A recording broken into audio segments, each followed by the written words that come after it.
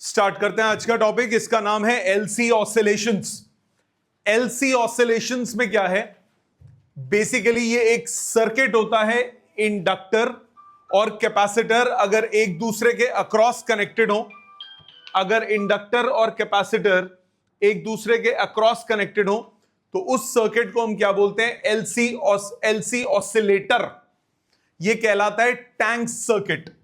मैंने क्या बोला, ध्यान से साथ साथ लिखिएगा। When an inductor and a capacitor are connected across each other,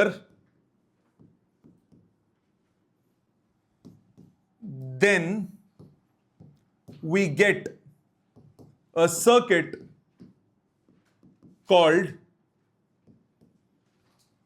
LC tank circuit.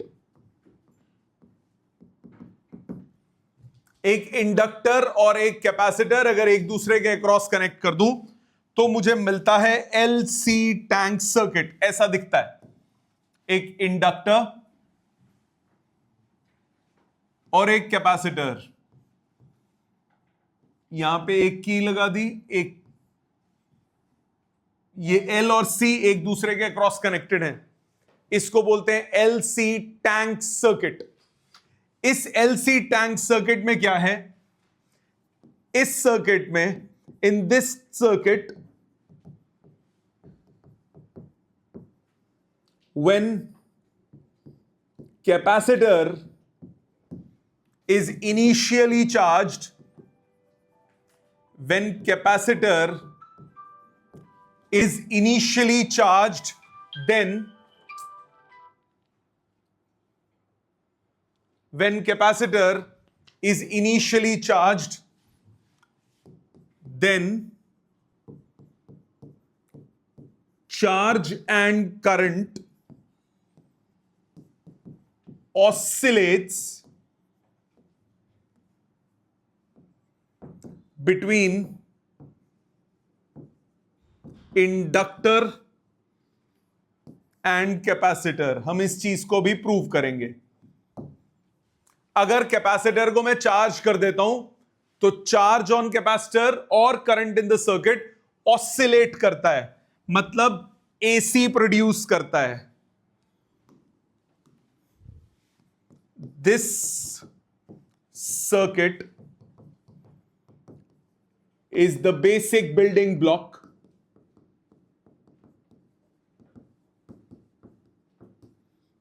of oscillator। Oscillator वो होता है जो कि प्रोड्यूस करता है एसी या कन्वर्ट करता है। ऑसिलेटर होता है which converts DC to AC, alternating current. आपको याद है हम एसी सर्किट में ऐसे बनाते हैं, एक एसी के सिंबल को। तो ये क्या होता है, ये एक ऑसिलेटर है जो कि ऑल्टरनेटिंग करंट को प्रोड्यूस करता है। सो ऑल्टरनेटिंग करंट को प्रोड्यूस करने वाला जो डिवाइस है, जो हम बैटरी की जगह यूज करते हैं एसी सर्किट्स में, वो कौन है, ऑसिलेटर। उस ऑसिलेटर का बेसिक बिल्डिंग ब्लॉक क्या है, एक इंडक्टर और एक कैपेसिटर पैरेलल में। समझ में आती है इतनी बात। अब ये काम कैसे करता है, पहले इस पे आते हैं। पहले थियोरेटिकल करेंगे फिर मैथमेटिकल करेंगे। पहले थियोरेटिकल देखते हैं। इसके पैरेलल में मैंने एक बैटरी लगा दी विद अनदर की, इसके अक्रॉस एक बैटरी कनेक्ट कर दी विद अ की। ये एल है, ये सी है। कोई लिखेगा नहीं, सब सामने ध्यान देंगे। कोई लिखेगा नहीं, सब सामने ध्यान देंगे। यहां तक जो लिखना था लिख लिया, अब इधर ध्यान देंगे। जैसे ही आप सर्किट को स्विच ऑन करते हो, पहले इस की को ओपन रखा, इस की को क्लोज रखा। ये की K1 बोल दी, ये की K2 बोल दी। आपने की K1 को क्लोज कर दिया, पहले K2 ओपन रखा। क्या होगा, कैपेसिटर चार्ज हो जाएगा, होगा कि नहीं। चार्ज होने के बाद करंट रुक जाएगा। एक बार करंट रुक गया, उसके बाद मैंने इस की को कर दिया ओपन। इस की को कर दिया ओपन और ऊपर वाली की को कर दिया क्लोज। जब ऊपर वाली की को क्लोज करूंगा यहां से चार्ज इस तरफ फ्लो करेगा। इंडक्टर क्या करेगा? उस बढ़ने को, करंट के बढ़ने को अपोज करेगा by inducing an EMF within itself. ये इंड्यूस्ड ईएमएफ उल्टी डायरेक्शन में देगा। होगा कि नहीं? दोबारा सुनो, मैंने बोला जैसे ही मैं सर्किट को स्विच ऑन करता हूं ये चार्ज हो गया पहले तो, अब इसको ऑफ कर दिया, बैटरी हटा दी, ये फुल्ली चार्ज कैपेसिटर मेरे को मिल गया। ऊपर वाली की को क्लोज किया, जैसे ही ऊपर वाली की को क्लोज करूंगा यहां से चार्ज निकल के इधर जाना शुरू होगा। मतलब अगर मैं चार्ज वर्सेस टाइम बोलूं और कॉरस्पॉन्डिंग करंट वर्सेस टाइम बोलूं तो इनिशियली चार्ज मैक्सिमम है, कैपेसिटर पे चार्ज मैक्सिमम है। जैसे जैसे ये इधर जाएगा धीरे धीरे कैपेसिटर डिस्चार्ज होगा। धीरे धीरे क्यों होगा? क्योंकि इंडक्टर लगा है।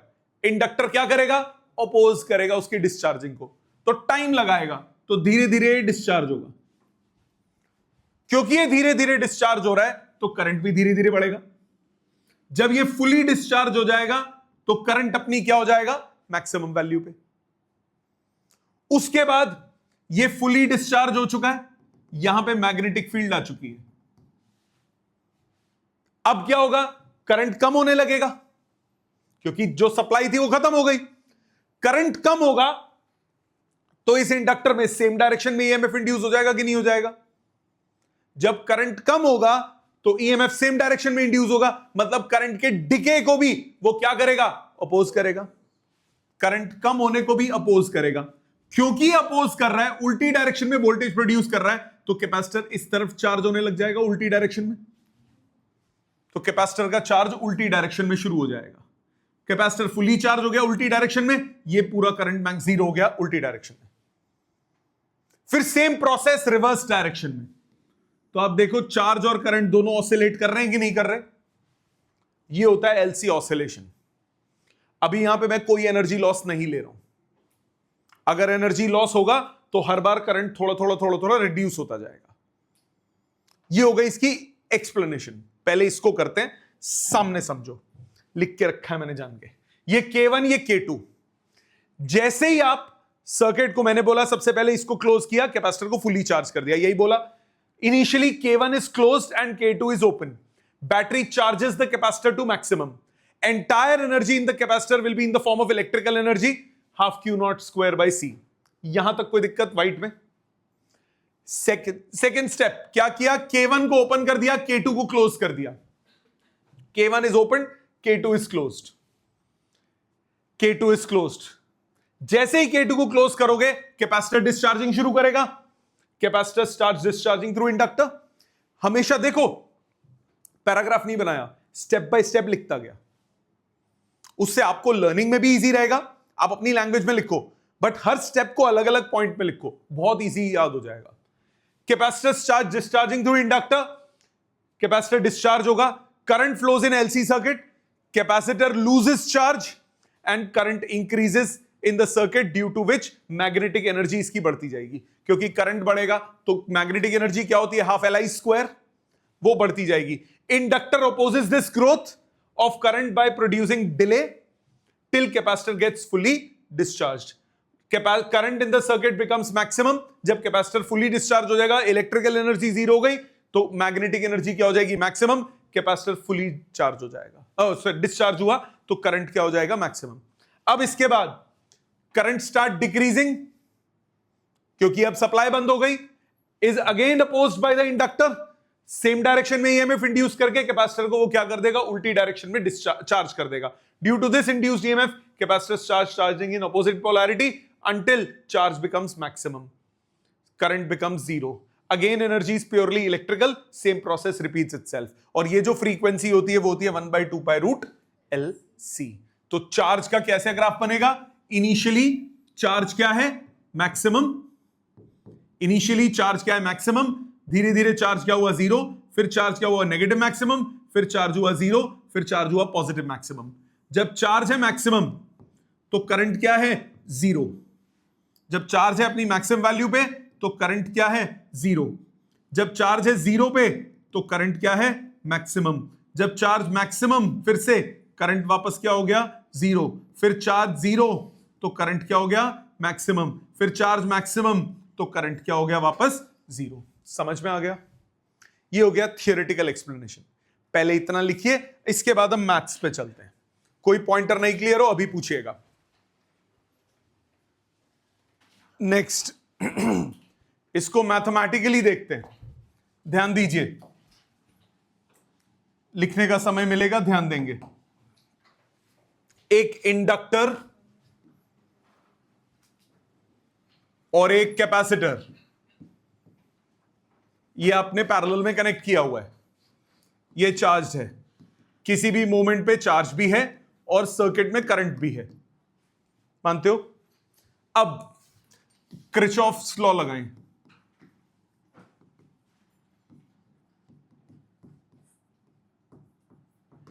Voltage law. Total voltage in a close loop is zero at any moment. इस पे चार्ज Q है, करंट सर्किट में I है। इस पे चार्ज Q है, सर्किट में करंट I है, तो minus LdI/dt voltage across inductor plus voltage across capacitor कितना होगा? जीरो क्लोज लूप में। Minus LdI/dt plus Q/C equal to zero. आप कहोगे सर अभी तक तो आप LdI/dt ले लेते, अब आप माइनस भी ले रहे हो, क्योंकि यहां पे मैं करंट के भी साइन लूंगा।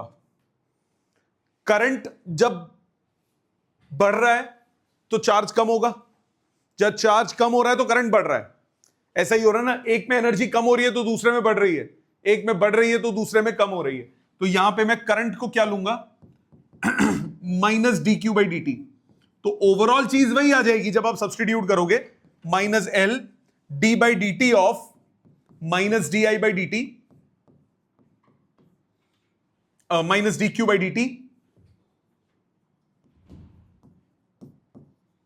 Plus Q/C equal to zero. तो सॉल्व करके आया d2Q/dt2 into L plus Q/C equal to zero. इस स्टेप तक कोई डाउट? L से डिवाइड करो, d2Q/dt2 plus Q/LC equal to zero. ये इक्वेशन बनी। नाउ दिस इक्वेशन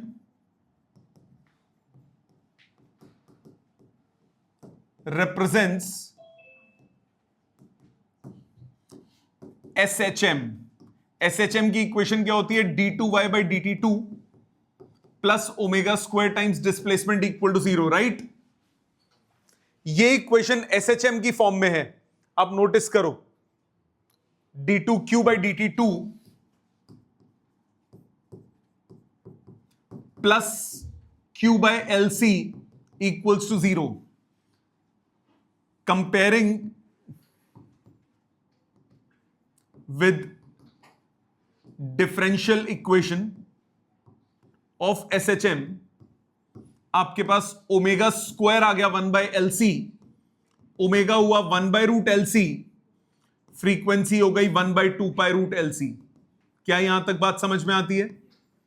तो फ्रीक्वेंसी ऑफ ऑसिलेशन कितना होगा? 1/2π√LC।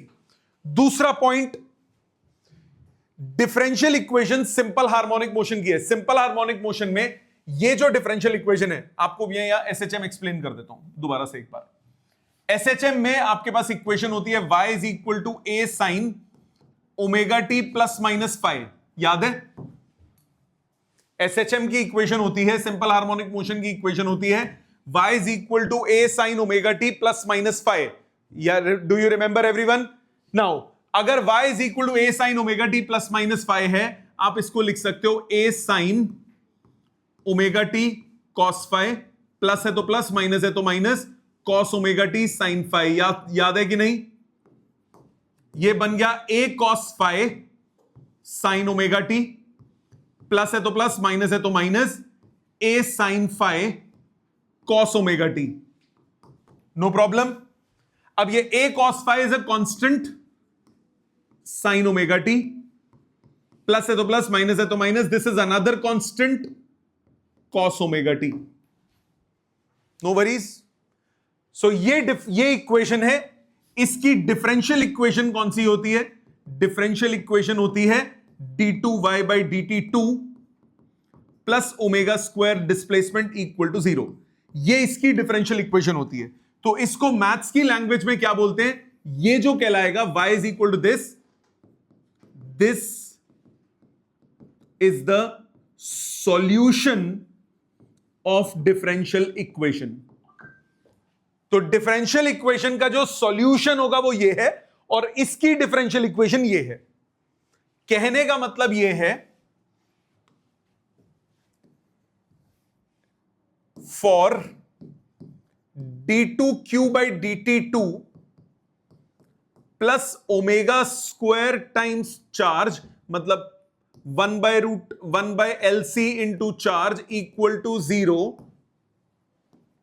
Solution of this differential equation is of the form. कौन सा फॉर्म पढ़ा हमने? Something into sine plus something into cos. Yes और नो? तो इसका जो सॉल्यूशन है वो किस फॉर्म में होगा? Q इज इक्वल टू, क्योंकि यहां पे चार्ज है y की जगह, some constant into sine plus some another constant into cos. ये इसका सॉल्यूशन होगा। इसको अगर डिफरेंशिएट करके I निकालता हूं, I कितना है? Minus dq/dt। करो डिफरेंशिएट, साइन का डेरिवेटिव क्या होता है? कॉस माइनस साइन, साथ में a omega cos omega T. Cos का डिफरेंशिएशन क्या होता है? माइनस साइन, माइनस साथ था तो plus b sign omega T. ये बात समझ में आती है? अब इसमें हम कंडीशंस पुट करेंगे। हाँ, chain rule, sorry, b omega sine omega T. अब इसमें हम कंडीशंस पुट करेंगे, putting initial conditions. Starting condition क्या है? At t equals to 0 charge की वैल्यू मैक्सिमम थी। स्टार्टिंग में शुरुआत कहां से हुई थी? जब कैपेसिटर फुली चार्ज था। तो इनिशियली चार्ज की वैल्यू क्या थी? मैक्सिमम। तो t इक्वल्स टू 0 पे चार्ज कितना है? Q0। पुट करो कंडीशन को। t इक्वल्स टू 0 पे चार्ज है Q0, तो Q0 is equal to a sine 0 plus b cos 0। Yes और नो? साइन 0 आजकल क्या होता है? 0। कॉस 0 क्या होता है? 1। मतलब आपके पास b की वैल्यू सॉल्व करके आ गई Q0। दूसरी condition, at t equals to 0 current की वैल्यू थी 0। स्टार्टिंग में करंट नहीं था। स्टार्टिंग में करंट नहीं था, तो t इक्वल्स टू 0 पे करंट की वैल्यू क्या थी? 0। t इक्वल्स टू 0 पे करंट की वैल्यू क्या थी? 0। करंट क्या था? 0। तो 0 is equal to minus a omega cos 0 plus b omega sine 0। तो 0 is equal to a omega, minus का साइन 0 क्या होता है? 0। इससे a की वैल्यू क्या आ गई? 0। a और b दोनों निकल गए। सब्स्टिट्यूट करो। चार्ज कितना हुआ? a की जगह 0, b की जगह Q0। चार्ज हुआ Q0 cos omega T. a की जगह 0, b की जगह Q0। और करंट कितना हुआ? माइनस a ओमेगा, a की वैल्यू 0 उड़ गया, b की value Q0 omega sine omega T. Starting से हम ग्राफ यही बना रहे हैं ना। चार्ज का ग्राफ कैसा आ रहा है? कॉस का। और करंट का कैसा आ रहा है? साइन का। मतलब कहने का सिंपल सा भावार्थ यह है कि ये आपके पास चार्ज है, ये आपके पास टाइम है, ये आपके पास करंट है, ये आपके पास टाइम है। चार्ज का जो ग्राफ है वो बनेगा कॉस का ग्राफ, ये ग्राफ किसका है? Q is equal to Q naught cos omega T, ये है क्यू नॉट।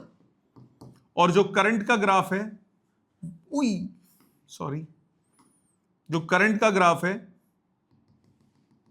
कोरस्पॉन्डिंग ग्राफ, वो साइन का ग्राफ है। और उसका पीक वैल्यू क्या है? Q naught omega. ये कौन सा ग्राफ हो गया? I is equal to Q naught omega sine omega T. Q naught omega क्या हो गया? I naught. समझ में आ गई बात? क्लियर? सबसे इंपॉर्टेंट इसमें है energy consideration, very important. Numericals इसी पे बेस्ड हैं।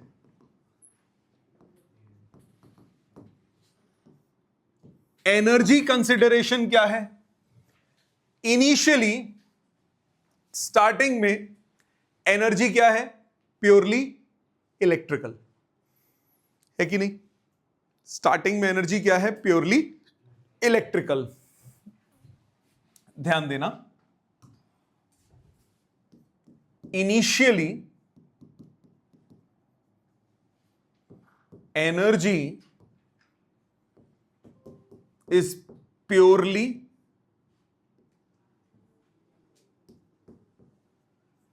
electrical, that is with the capacitor. So total energy कितनी होगी? Half Q not square by C, capacitor की energy. after some time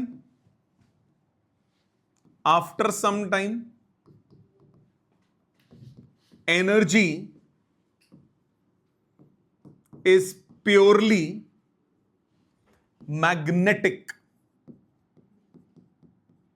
that is with the inductor। सारी की सारी energy किसके पास होगी? इंडक्टर के पास होगी।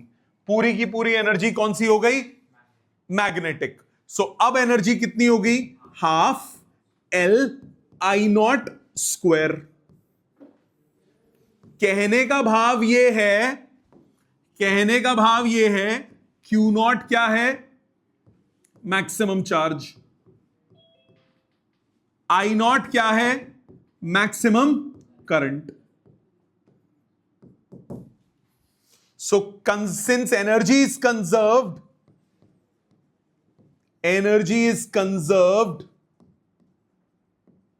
तो ये दोनों बराबर होंगे। क्योंकि एनर्जी कंजर्व्ड है, ये दोनों बराबर होंगे।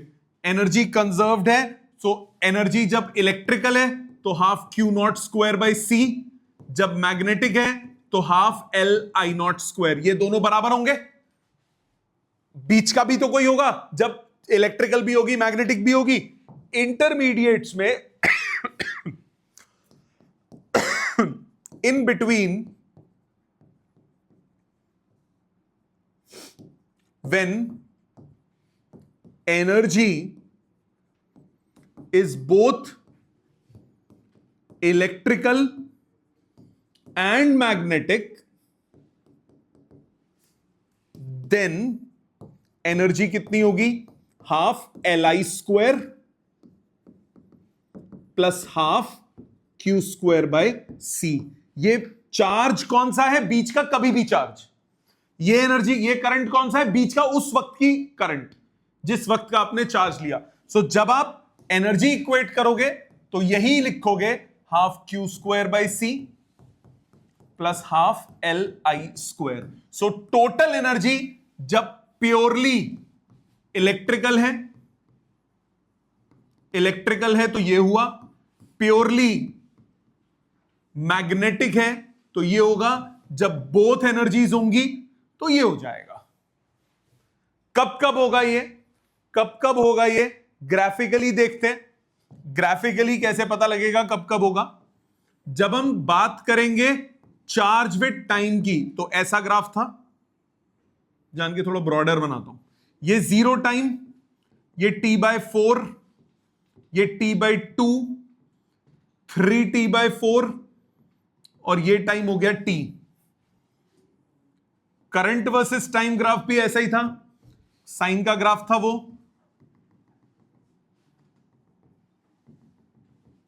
वो ग्राफ कैसा था, वो ग्राफ ऐसा था, राइट। ये कौन सा टाइम है, t/4, ये t/2, 3t/4 और ये t। अब इन पॉइंट्स पे जब चार्ज मैक्सिमम है, मतलब ये पॉइंट्स जब करंट जीरो है, चार्ज मैक्सिमम है, करंट जीरो है, इन पॉइंट्स पे एनर्जी क्या है, प्योरली इलेक्ट्रिकल। मतलब at t equals to 0, t/2 and t, energy is purely electrical। क्योंकि इन पॉइंट्स पे 0 टाइम पे, t/2 टाइम पे और t टाइम पे क्या मैक्सिमम है, चार्ज मैक्सिमम है। तो पूरी की पूरी एनर्जी क्या है, इलेक्ट्रिकल। और इन टाइम्स पे, जिन टाइम पे करंट मैक्सिमम है, मतलब जब चार्ज जीरो है, तो इन पॉइंट्स पे एनर्जी क्या होगी, प्योरली मैग्नेटिक। मतलब at t equals to t/4 and 3t/4 energy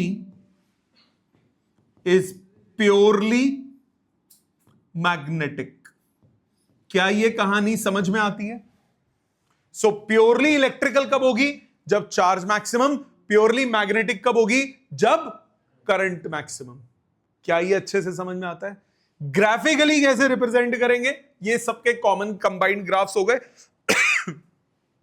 charge का करोड़ बार कर लिया आज, करंट का भी कर लिया, सेम ग्राफ है। एनर्जी ये हो गई कौन सी एनर्जी, कैपेसिटर की। ये कौन सी, इंडक्टर की। कैपेसिटर की एनर्जी दोनों की हमेशा क्या रहेगी, पॉजिटिव।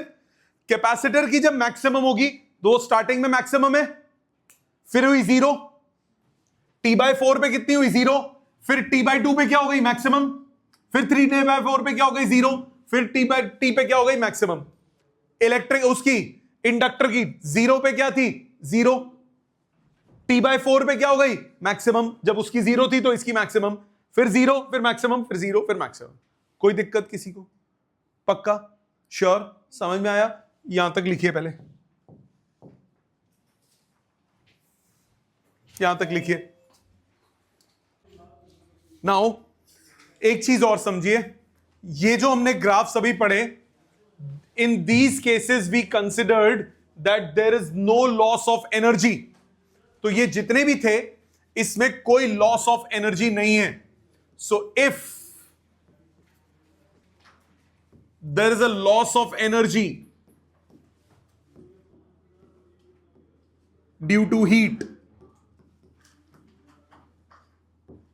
देन ऑसिलेशंस जो आपको मिलेंगी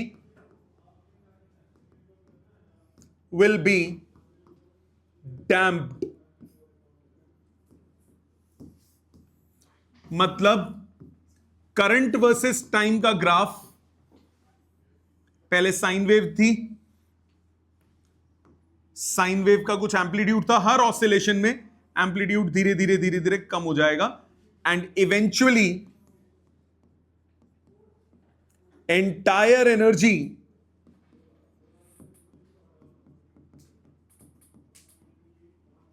will be lost in the form of heat।